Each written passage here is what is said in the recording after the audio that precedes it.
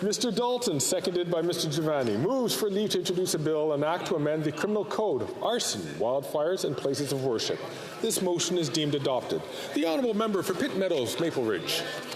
Mr. Speaker, today I'm tabling legislation to protect Canada's forests and places of worship from arson. My bill, the Anti-Arson Act, will create 2 new offences in the criminal code.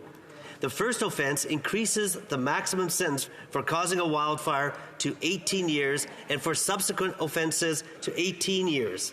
After 9 years, this Liberal NDP government has failed to protect Canadians from the rising threat of wildfires. Over half of wildfires are human-caused. Many of these fires are ignited by arsonists, from Nova Scotia to British Columbia and everywhere in between. These fires have led to evacuations, destruction of private and public property, expensive firefighting costs to the taxpayer, increased carbon emissions, and significant health repercussions from smoke.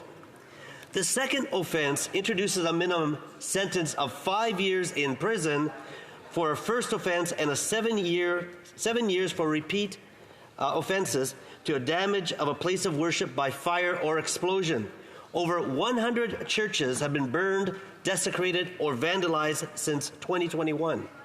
Last month, the Jewish synagogue Skara Stek in Vancouver suffered an arson attack, leaving community members shocked and horrified. In Peterborough, a mosque was torched by an arsonist and suffered tens of thousands of dollars in damages. Ex-President Kenzu Abdullah states that the issue needs to be taken seriously by all levels of government, and the crime should carry a serious enough consequence to potentially deter arsonists. Churches, mosques, synagogues, and temples are more than buildings. These places of worship are where Canadians go to find strength, fellowship with God and others. Pyro-terrorist attacks are an assault on their entire faith community and undermine Canadians' sense of security and freedoms. Canadians of any faith should never wake up to find out their sanctuary has been criminally destroyed. Conservatives will defend your freedom of worship and assembly from pyro-terrorism. Thank you. Mr. Dalton, seconded by Mr. Giovanni, moves that the bill be now read a first time and be printed. This motion is deemed adopted. When shall the bill be read a second time?